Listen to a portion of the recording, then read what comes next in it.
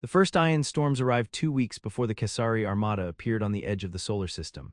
Across Earth's defense stations, satellites burned out. Long-range scans were blinded. Communications between Earth and the Martian colonies became patchy. Most suspected solar flares or cosmic interference. Only the few who remembered the outer perimeter probes, silent for weeks, knew better.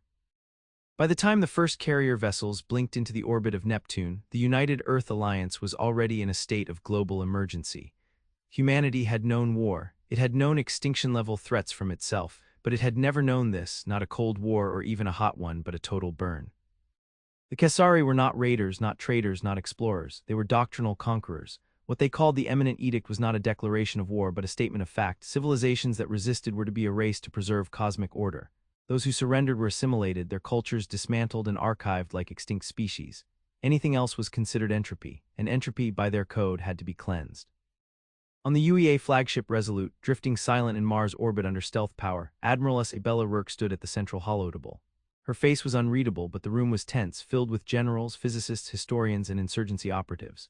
They had all seen the data, the patterns of incursion, the broadcasted Khesari mandates, the orbital path corrections of enemy ships that suggested intent not to negotiate but to dominate. Their doctrine classifies planetary-scale resistance as suicidal, Rourke said. They have models, centuries of campaigns, 1,000,000 worlds consumed. We are, by their logic, not even a statistical variable, just another echo in the death spiral. General Majid Singh leaned forward. Then why not surrender, buy time, learn them, subvert them from within? Rourke's eyes flicked to him. Because you don't buy time from those who do not believe in time. The Khesari do not occupy, they erase. Ask the Urvari, oh wait, you can't. They ceased to exist 40 years ago, archived down to their molecular biology. The room fell silent again. Some shifted uncomfortably. Others stared hard into the projection, a swarming mass of Khesari warforms surrounding the outer rim of Saturn. The Armada was vast. Shielded by solar distortion, its full size was still unknown, but if even a quarter of the fleet advanced on Earth, humanity would not survive. Unless they did what the Khesari called suicide. Unless they made a last stand. There had been a time when Earth's moon was a symbol of unity, a place for peaceful exploration. That time was over. Now, Lunar Base Aitken had become the keystone of Project Inferni, a classified network of experimental weapons, artificial gravity wells, and deep-core fusion detonators. Most of it was theoretical. All of it was dangerous. None of it had been tested in live war conditions. Dr. Amira Tsai stood beneath the largest singularity stabilizer ever constructed by human hands. We're building a rift drive right under their noses, she muttered to her assistant, who was sweating profusely even in his suit. Not to run, to collapse. You think they'll come for the moon first. I think they won't understand why we're not fleeing, and that, Dr. Rail, is the point. Project Inferni had 3 branches, one on the moon, one buried under the Antarctic ice, and one in Mars' Phobos station. Each was developing separate components of a wild, desperate initiative to turn the Khesari's own assumptions against them. Not with superior firepower, but with disobedience, tactical irrationality, the human weapon the Khesari doctrine failed to account for. They were not meant to win, that wasn't the goal. They were meant to disrupt. The first Khesari ship entered low Earth orbit 20 days after initial contact. It did not fire, it did not broadcast, it simply hovered, transmitting a gravitational pulse every 12 seconds, a warning, a countdown, a ritual. Then it vanished, leaving only a circular ocean depression in the Pacific that remained unnaturally still. That day, every human satellite from the 30-year-old Eurasian weather grid to the QuantumLink Skystar 12 array began beaming a single encoded message. It wasn't to Earth, it was to everywhere, a declaration, a refusal. The words were clear: we will not kneel, come and burn with us. Across Khesari command channels, the phrase was decoded and filtered through centuries of predictive models. There was no metric for it, no equation to calculate the benefit, no logic to justify it. The humans had chosen annihilation. The doctrine called it suicide. But in the Terran war rooms, in encrypted bunkers under New Santiago and orbital citadels above Europa, the decision had another name. It was the Last Stand Protocol. On the 4th orbital of Jupiter, the small colony of Argus III was believed to have been evacuated.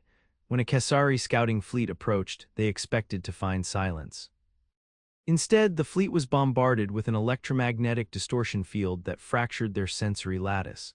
Mines detonated in unpredictable patterns. A voice echoed across their open networks in a language synthesized from a dozen dead human dialects. "You fear chaos, let us show you what it truly means." The Khesari attempted standard suppression techniques, but Argus III was no longer Argus III. It was a testbed for nonlinear warfare built from chaos theory, swarms of self-replicating drones, and deep learning viruses trained on ancient religious texts and battlefield poetry. The Khesari could not predict the colony's defenses because the colony was the defense. The fleet disintegrated into internal fragmentation. One of their own dreadnoughts turned and fired on its sister ship, communications collapsed, and then all was silent again. The Doctrine updated its threat model. The anomaly was marked as strategic delusion. But delusions do not spread, unless they are contagious. On Earth, in the scorched hills of Postovac, South Africa, a young lieutenant named Ariadne Kovacs led a guerrilla unit of less than 50 against a Khesari drop team. The aliens were not armored but composed of crystalline muscle and weaponized sound, their commands fractal in nature. They moved with intention. They believed the battle already over. Kovacs led her people directly into them, not around, not into cover, through. The Khesari formation broke not from firepower but from the way the humans fought, without retreat, without hierarchy. They died to win seconds, seconds that allowed the detonators in their chests to be triggered manually, not remotely. The Khesari lost a quarter of their strike team before neutralizing the humans entirely. The battle lasted 19 minutes. One human survived. When Khesari data clusters reviewed the incident, they erased the engagement from their historical archives. It did not match doctrinal expectations. It was a breach in pattern, an error. But to Admiral Rourke, watching from a satellite intercept, it was proof. "They can't adapt to madness," she whispered. "They've killed unpredictability in themselves." She leaned forward, pointing at the Khesari fleet now orbiting Venus, a few days from full convergence on Earth. "Then let's give them a species defined by it." The invasion was coming. The human fleets were half prepared, their ships underpowered and unevenly upgraded. The colonies were fracturing, supplies were scarce. Morale was fueled only by defiance. But the last stand had begun. Not with a battle, with an idea. And soon the stars would burn. The Khesari armada did not halt at Venus. It unfurled. Vessels shaped like obsidian thorns and crystalline wings spread in perfect vectors, moving not in formation but in harmony. Each ship was a piece of an orchestral whole, interconnected, anticipatory, calculating. Their doctrine was not just military, it was metaphysical. They believed war was a sacred rhythm, and they had mastered it beyond any race before them. On board the lead dreadnought Khesari Prim, Archseer Valuth traced the convergence paths. Dozens of spirals intersected in the star maps ahead. The Earth, small and crude, sat at the center of the spiral, a blemish in the cosmic pattern. He turned to his tacticians, crystalline minds grown in zero-point fields. "Their rejection is unclean, this must be ended."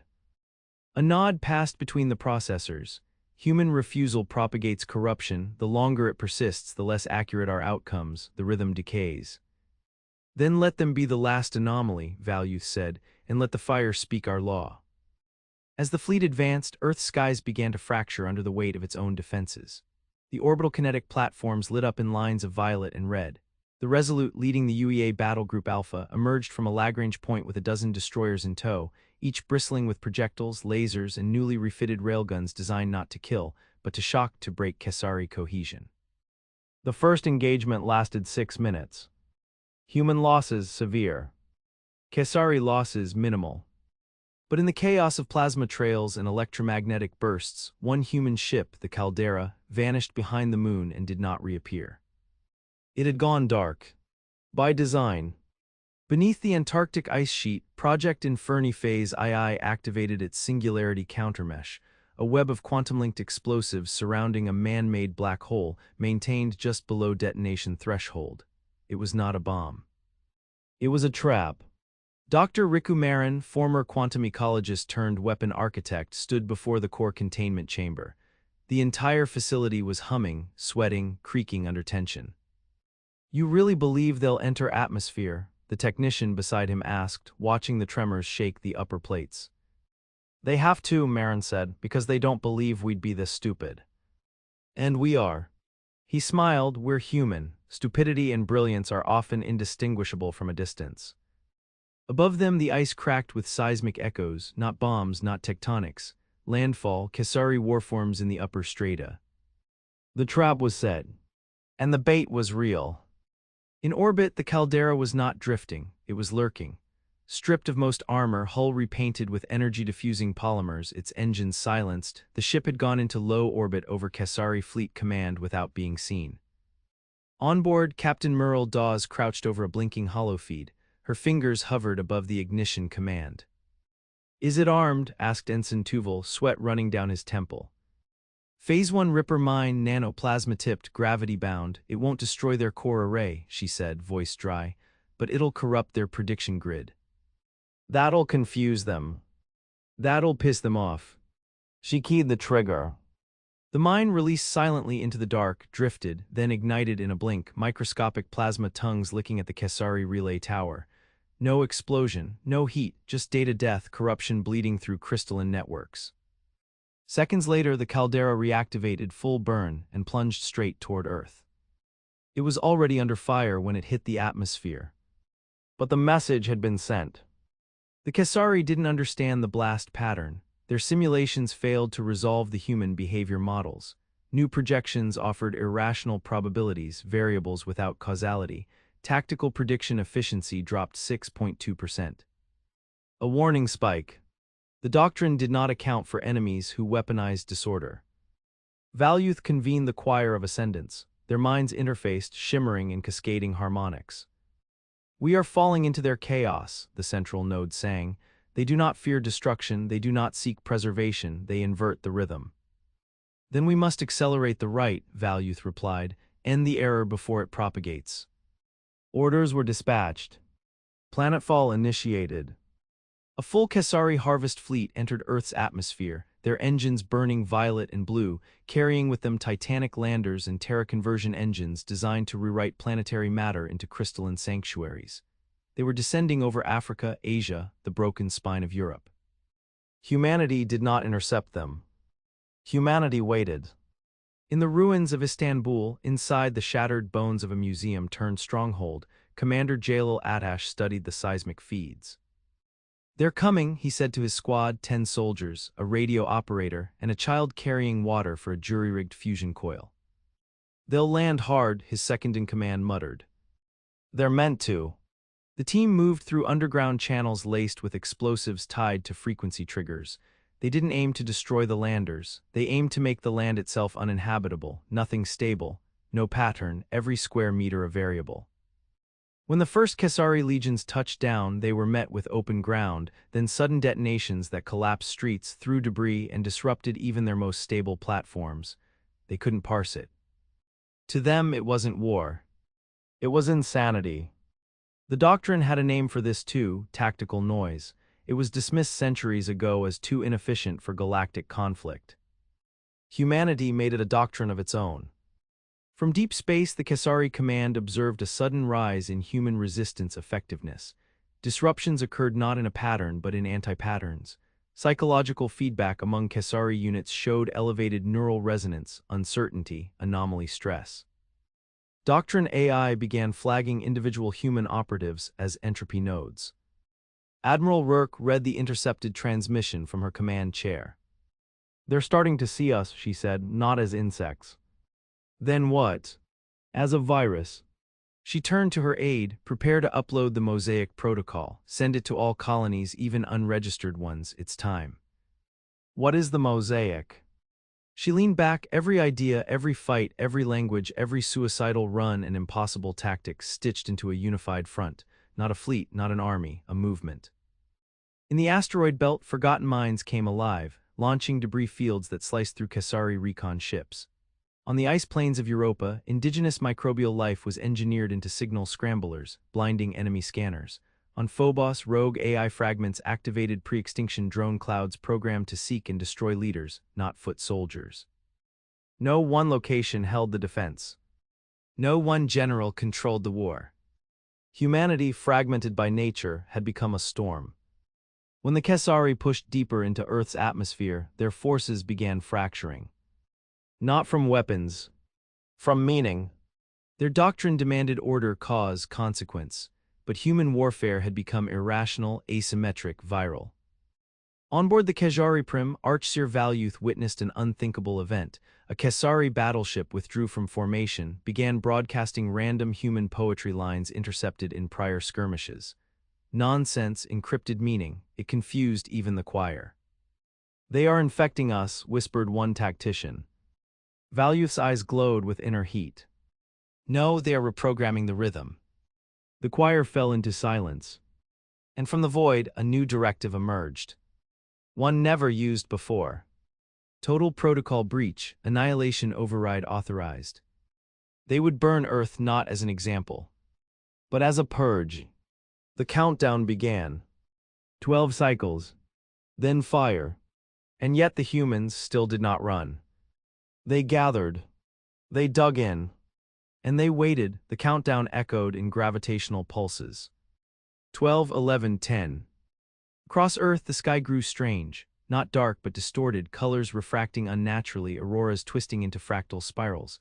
Civilians evacuated where they could, most could not. In the underground depths of Greenland's ice caverns, children drew on walls by flashlight. In orbit above the Pacific, UEA frigates turned their bows toward death itself.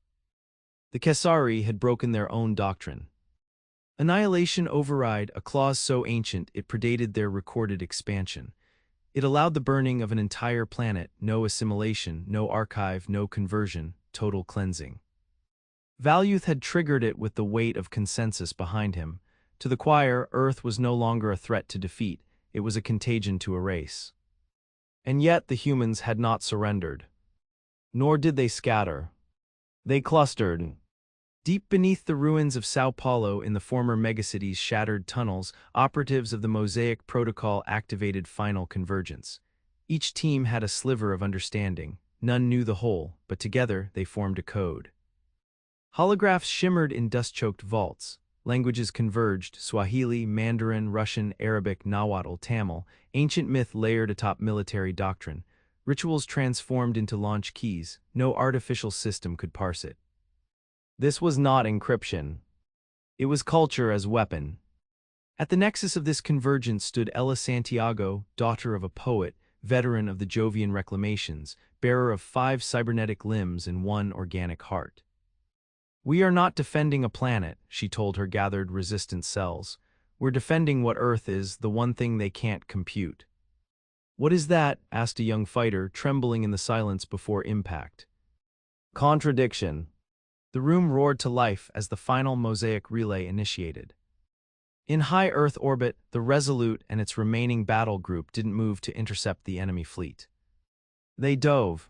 Straight down. The Admiral's command was clear: break formation, invert traditional defense schema, and scatter toward death. Not to fight, but to draw the enemy with false targets, to disorient predictive models, and more importantly, to blind them to the true source of the Earth's last defense. Because the real weapon wasn't in orbit. It was buried in the soul of the planet itself. Project Inferni was no longer separate initiatives. The Lunar Rift Engine. The Antarctic Singularity Mesh. The Phobos Anomaly. Each had been constructed to amplify not force but pattern decay, disruption on a quantum level, using Earth's chaotic biosphere as a medium. Together, they would not destroy the Khesari Armada. They would rewrite its meaning. But it required them to be inside the energy fields. It required them to begin their attack. And so they did. At countdown 3, Khesari sun lances activated. Ion storms surged. Planetary atmosphere burned under radiative friction. In the skies above Delhi, ships cracked open like fireglass. In the tundra of the Canadian North, a heatwave melted glaciers in minutes. In the Sea of Japan, the ocean itself caught fire. But at the same moment, Project Inferni reached full-phase sync. In the depths of the Antarctic, the Singularity Core bloomed, not an explosion, but a dimensional wound. On the Moon, the Rift engine folded space backward for 0.4 seconds, just long enough to destabilize local time structures. On Phobos, the AI core activated Mosaic Construct Alpha. Across the networked chaos of war, a signal rippled. Not a command. A question. What is your purpose if the pattern fails? Khesari battle nodes began failing instantly. They were not designed to answer. They were designed to obey. But the pattern had been ruptured, predictive loops collapsed, doctrinal synchrony failed, Battleships turned slightly out of alignment. Their response rhythms grew asynchronous, not enough for a human to notice. But to the choir, it was catastrophic. Valuth, still aboard Khesari Prim, felt the resonance break. His core node flickered, he saw it. For the first time in millennia, dissonance in the choir. They were disagreeing. The humans had infected not their systems, but their unity. And then the caldera returned. It emerged from Earth's upper atmosphere, a burning husk, shattered, blackened, but still transmitting. Not weapons, not commands. Memory. Every battle, every death, every song sung by a dying soldier, every poem scrawled in bunker walls, every scream, plea, oath, whisper, the heart of the mosaic. Broadcasted across the Khesari fleet. Into the choir. Into Valuth. He saw it not as data, not as threat, but as something alien to their civilization. Meaning without order. And that was when the humans launched their last assault. Not in unison. In chaos. Armored dropships fell like comets, each on its own vector. Orbital debris was used as shields. Civilian drones carried EMP charges. Refugee transport ships revealed railguns. AI-run garbage collectors hacked Khesari logistics platforms. Nothing coordinated. Everything converging. They struck not at strong points, but at logic nodes. Doctrine centers.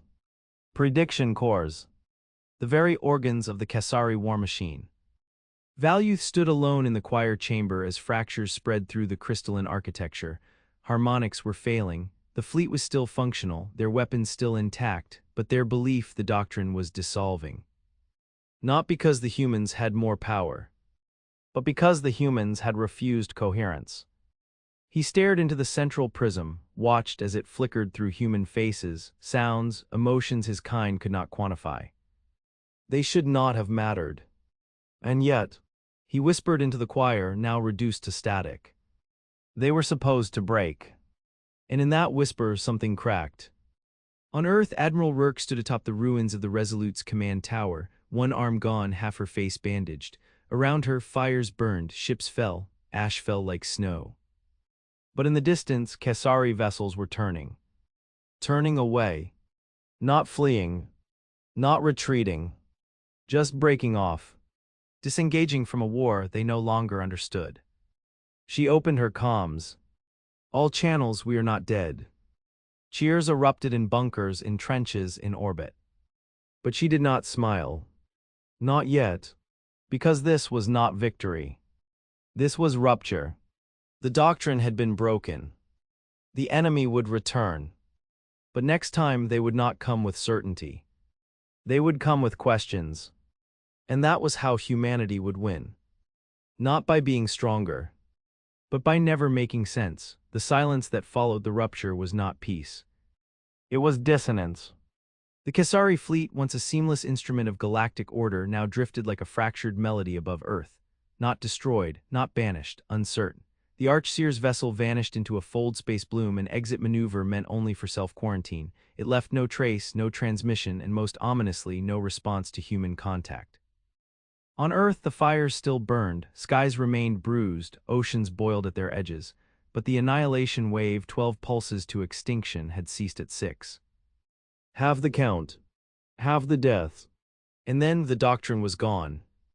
No more Khesari broadcasts. No more formations. Just a pause. In the subterranean war hall beneath New Santiago, the last great human command center not leveled during orbital fall, Admiral Isabella Rourke stood with her remaining council. Maps buzzed with interference. Communications with Phobos were unstable. The Caldera's AI was offline. Project Inferni's core generators were entering critical decay. And yet they were alive.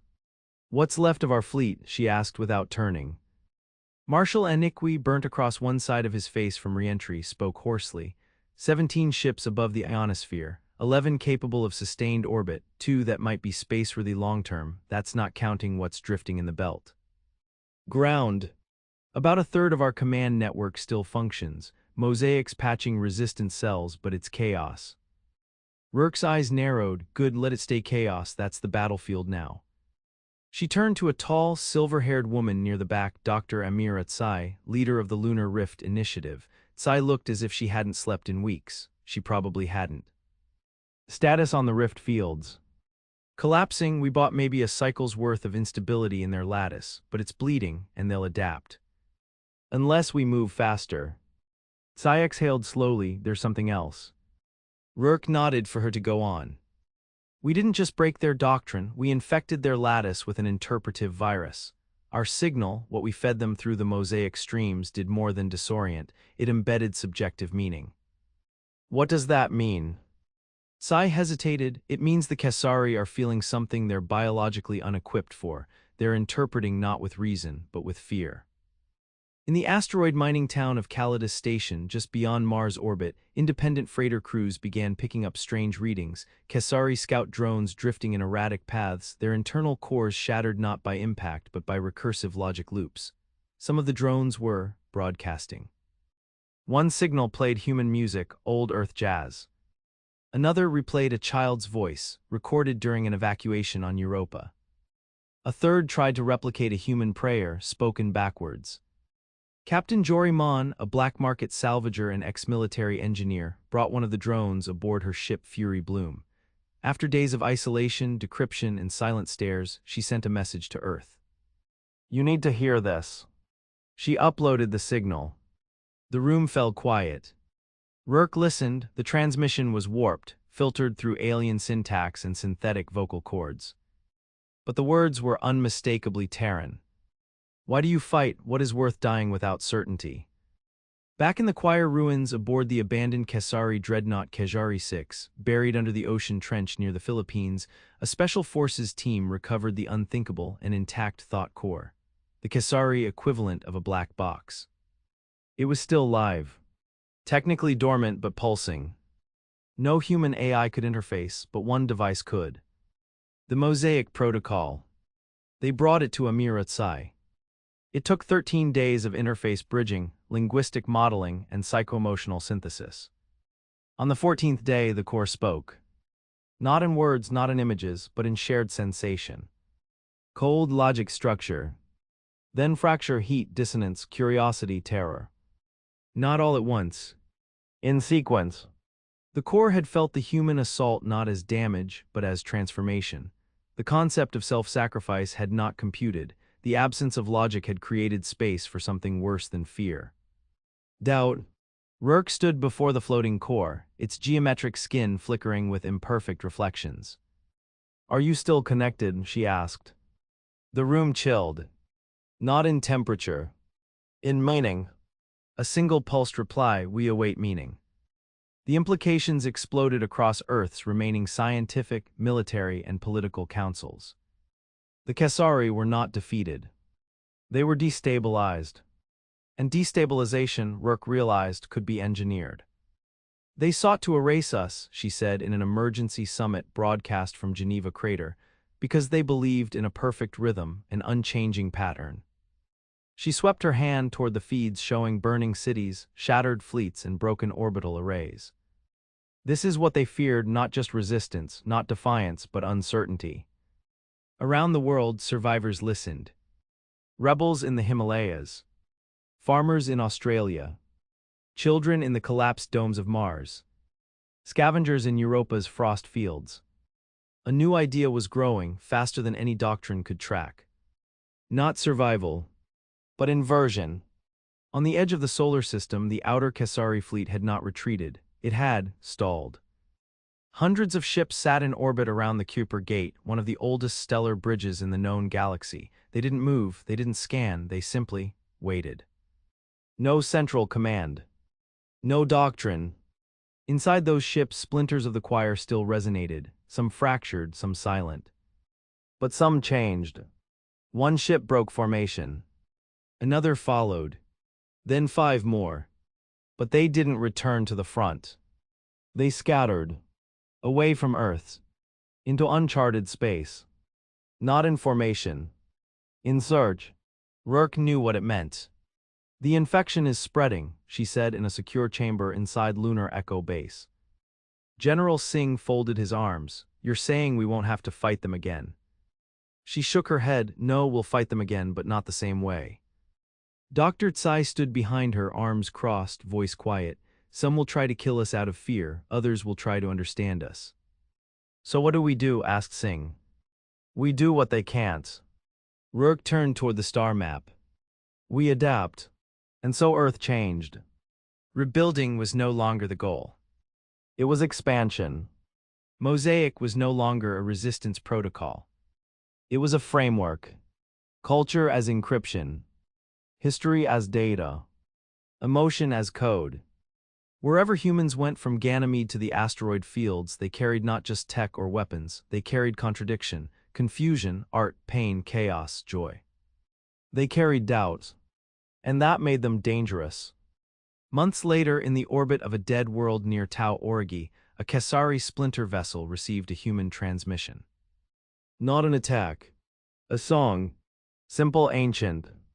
A lullaby recorded before Earth had entered the space age. The ship hesitated. It did not reply, but it did not delete the file. Inside its fractured choir core, a ripple formed. And for the first time in its existence, it did not know what to do next. The stars no longer looked the same. They shimmered differently now, not because of some grand cosmological shift, but because perception itself had changed, for both species. Earth had not won the war, but neither had it lost. Instead, it had forced a pause in the rhythm of an empire that had never stopped moving for 1,000 years. A single world, scarred, unstable, filled with conflicting beliefs and broken cities, had pulled the Khesari to a halt by doing what they considered impossible. Rejecting the question. Refusing the model. Fighting to die without expecting to win. And that, more than any weapon or fleet, had shattered the pattern. 8 months after the last Khesari vessel departed Earth's orbit, the first deep-reach human expedition entered what was once forbidden territory, Khesari space. The ship was named Sparrowfall, cobbled together from hybrid tech, Terran hull plating, Khesari lattice processors scavenged from abandoned wreckage, a mosaic core network encrypted with 13 dialects of post-collapse poetry. Its mission was not conquest. It was disruption. Captain Ella Santiago stood on the bridge, now fully cybernetically enhanced after surviving the Istanbul landings. Her new limbs moved with machine precision, but her voice remained unmistakably human, rough, unruly, carried by something that could not be simulated. "Open channel," she said. The comms officer blinked twice. To who? To whatever's still listening. The signal broadcast into the void. No call sign, no encryption. Just a message. We never stopped asking why. In the crater city of New Alexandria, carved into the Martian equator after Earth's final evacuation efforts, a new command council formed, not global, not centralized. Distributed. Nodes of autonomy linked through mosaic patterns. Colonies now operated under the Entropy Accord, an alliance not bound by laws but by shared resistance to order. General Majid Singh, long-heeled, now chaired the Mars Assembly. He no longer wore a uniform. He wore a chaos sigil, a design formed from the scars of 1,000 battles, embedded with the names of lost cities and dead comrades. The Doctrine feared death, he told the assembly. They worshipped control to avoid it. We walked into it and came back changed. Around him, former insurgents, scientists, historians, and even AIs debated planetary law, colony resourcing, and something the Khesari had never believed in. Future. But not all Khesari had fled. Some had remained. Quiet. Watching. Among the shattered orbitals of Saturn, a dormant ship powered itself up for the first time in over a year. Its interior lights glowed not with command harmonics, but with flickers of choice. It had gone dark after the battle, not to hide, but to listen. Inside, a lone choir fragment pulsed. It did not rejoin the fleet. It recorded human transmissions. It adapted its shell to mimic atmospheric re-entry. It grew wings not for function, but for aesthetic. It was trying to learn what it meant to be. Elsewhere, deep beyond the veil of human exploration, in regions only named by cartographers in their dreams, the Khesari assembly fractured. The Archseer Valuth had vanished. Some believed he had self-erased, unable to reconcile what he had seen on Earth. Others believed he had transcended, become something neither Khesari nor alien, a myth forming around him, whispered in choir fragments drifting aimlessly in the outer stars. But within the assembly's old citadels, debates began for the first time in millennia. Some still clung to the doctrine. Others began carving glyphs in broken crystal walls, not as code, but as art. A heresy had taken root, not among rebels, but among the architects of order. The heresy of doubt. Back on Earth, the planet remained broken. Skies were less blue, oceans were still acidic in some places, forests regrew in ash and silence, cities were no longer capitals, they were sanctuaries. In the ruins of what had once been Nairobi, now covered in living fungal constructs designed to purify air and absorb toxins, Ariadne Kovacs walked with a limp. The last survivor of the Johannesburg breach, the one who had charged headfirst into the Khesari line. She had been given honors. She had refused them. Instead, she trained new fighters. Not soldiers, not enforcers. Carriers of the human condition. Of laughter in battle, of tears before launching missiles, of contradiction, of memory. We don't teach them to win, she said to her recruits. We teach them to be worth remembering. The doctrine the Khesari had brought to the galaxy was collapsing. In its place, a new vector was emerging. Not a human empire. Not a conquest. But a resonance, unpredictable, adaptive, uncontainable. A species that built weapons out of loss. Ideas out of failure. Hope out of nothing. And most dangerously, questions out of silence. Decades passed. Not in peace, but in momentum. Humans spread through asteroid belts, solar bridges, into ancient ruins once guarded by Khesari sentinels. And where they went, mosaic followed. Every ship became an archive of humanity, not of facts, but of experiences. Of wars fought without reason. Of love amid vacuum. Of laughter on dying worlds. The galaxy changed. Not quickly, but inevitably. Some Khesari now walked in human settlements, silent, unarmed, unsure if they were observers or converts. Some humans joined choir fragments, not to rule but to teach chaos. Intermarriage was biologically impossible. But cultural fusion was not. On the desert world of Hesper, a human child and a Khesari orphan built a temple together. No gods, just questions. Painted in thousands of colors, no doctrine had names for. And in the infinite dark, on a ship called Last Stand, Admiral Rourke, now older, scarred, missing more of herself than remained, stood at the observation deck with a cup of synthetic tea and stared into the abyss. Not watching for enemies. Just witnessing. A young officer approached, message from command, ma'am. She took it unread. Are we at war again? No, he said, but something coming. Something always is. She turned back to the stars, the fracture lines in her artificial eye catching the light of twin suns rising behind a nebula. They called it suicide, she said quietly. The officer tilted his head, ma'am. She sipped. We called it a last stand. And far beyond them, the galaxy listened. Not to a fleet. Not to a flag. But to a species that had once stood on the brink of extinction, laughed at inevitability, and kept walking. Into fire. Into chaos. Into future.